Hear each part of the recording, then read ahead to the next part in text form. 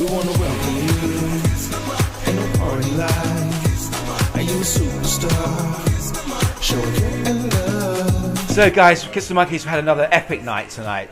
We've had about 30 friends over for dinner, and we had some sunset roof deck drinks. It was amazing. Oh, yeah. But most amazingly of all, I'm sitting here with a lady who I consider a true earth angel. A lady that has come into our lives and has changed our lives and changed so many other lives in our group. But outside our group, what she's doing in the world, back in her country in Uganda, is quite simply extraordinary.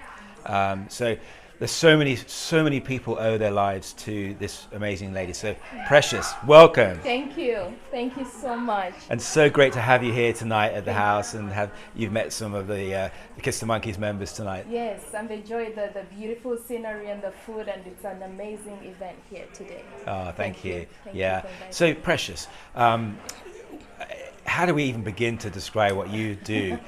You are actually, by trade, you're actually a nurse, is that Yes. right? Professionally, I am a neuroscience registered nurse. I have a background in neuroscience, and I'm a registered nurse for about 13 years, actually coming to 14 years right now.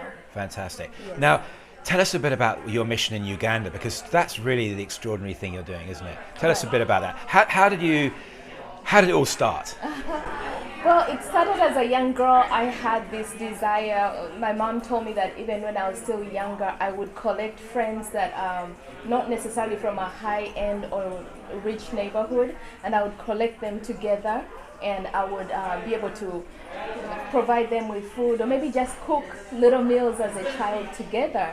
So, but then I left Uganda about 20 years ago. That was in 1999, and I came over here to the US, and I graduated my nursing school in 2005, and I've always had a desire to reach out to the unreached or the underserved communities of Uganda, and my aim is actually to spread all over Africa, because right now we're working in Uganda, Kenya, and Rwanda, but we desire to work all over Africa.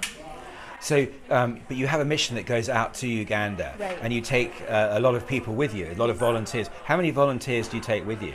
So we take volunteers. Last year we took about 11 volunteers, and what we do is we gather volunteers, both medical and non-medical. We take entrepreneurs, coaches, and doctors and nurses, and we go to Uganda, and we reach out in the rural areas, deep down in the rural communities, and we set up camp in sort of like a football set. Okay. Just we put up like maybe 7 tents, I would say, 7 to 10 tents, and we have like a buffet of doctors. So what happens is we let people come in, and we have them coming in one after the other, so that they are able to receive medical care, because medical care is not free where they are, and the options they have are either they buy food or buy medicine, or they pay rent or go to the hospital. So if those options are not really balancing out very well, most people stay with the disease that they have, or if it's an infection that they have, they stay with it, and unfortunately because of that, then they die prematurely. But because they die prematurely, then they leave orphans, and then they leave widows. I've been privileged to run an orphanage center for about 12 years. I started off as an international director, and whenever we see a growing number of orphans and widows, as a neuroscience nurse, they train you that prevention is better than cure. So what we did was going back to the sense of why are there so many widows? Why are there so many orphans in Uganda? And unfortunately, it's not only in Uganda, but it's a reflection of what happens in Africa. So because of my training as a neuroscience registered nurse, I was able to gather together a number of friends, doctors, nurses, and other entrepreneurs last year in September, and we took about 11 of them. We went to Uganda, set up camp, and this buffet of doctors was able to treat about 4,767 Wow, patients. amazing. And we did that in about 5 days. We also delivered 2 bouncing baby girls. One of them is called Baby Precious. I am always honored to actually mention that, because among the people that we also helped deliver was this little girl. She was 24 years old. and she had a lot of scarring, and so her cervix was not expanding. So we would have lost the mother, we would have lost the baby, but because our doctors were there, they were able to take her so that they would do a C-section on her, and both of them were saved. So it is an honor for me to be able to do this kind of work, and the volunteers that come with us are amazing, because we take them, and imagine in one day being surrounded by 1,000 or maybe almost 2,000 people in one day to be treated. So that's incredible. that's some of It the must work give that you we do. such an amazing feeling of accomplishment, and to help so many others. It Right. must be an incredible feeling. Right. I It can't is. even imagine what it It feels is. like, and they're so grateful, and you've literally saved thousands and thousands of lives. And now, how can people help Precious? How can they help you with your mission and your cause? Right. In Africa, we have a saying. I'm very careful when I say either Africa or Uganda, because I don't want to generalize everything. But I'm from Uganda, but in Africa/Uganda, we have a saying that goes, "It takes a village to raise a child." In order for us to do the work that we do, the orphanage care that we do, we also do women empowerment for widows and single moms. We take care of them. So in order for us to do that kind of work, we empower them, because there's a saying that goes, "Teach me how to fish." Whenever we go there, we don't want to just hand down to them just give them food and then clothing and all that. We also teach them in vocational training, so that when we leave, and when we leave our teams on ground, they're able to also build themselves up through the vocational trainings that we do. Sometimes it's like tailoring, sometimes we do farming, and we teach them adult literacy, because most of them either never went to school, or some of them are dropped out of school, like in elementary school. So when you ask me how can people help, we desire to have people who have a heart for Africa, who have a desire to help the country of Uganda and Africa in general, so that they volunteer and they come with us. September next year, this year, September 2019, we're taking another medical team.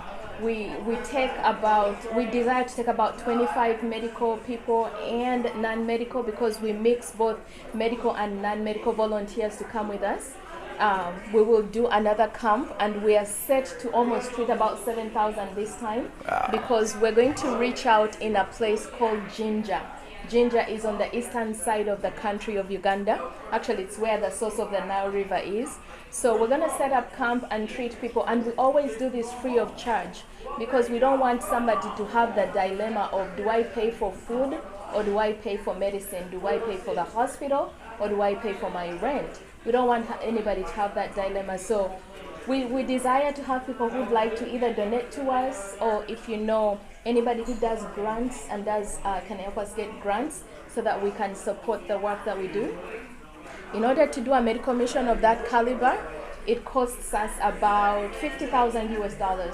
So if maybe, let me say somebody says, I have $500, I will give you 500. So if we have 100 people that can say that, Yep. that's one way that somebody can help. If we have somebody who says, no, I can give 1,000, and we have 50 people, only 50 people that can say, I'm going to give you $1,000 each, that alone is going to cover our September medical mission.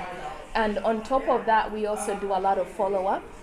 And the follow-up is, once we do the medical missions, we also go back 1 month later, 3 months later, 6 months, and 9 months later, to make sure that the medical care we provided is actually continuing on and has helped the person. That's great. And then we place them in a lot of vocational training facilities, so that we develop their skills. So it's not just giving them one time, but we're teaching them how to fish, and then it continues on, so that we want to develop a community that is self-sustained, a lot of self-sustainability. So what is the name of the mission, and how do they find you on social media? Right. Precious. On social media, on Facebook, we are very active on Facebook. It's called Precious Kids Foundation. That's Precious Kids Foundation.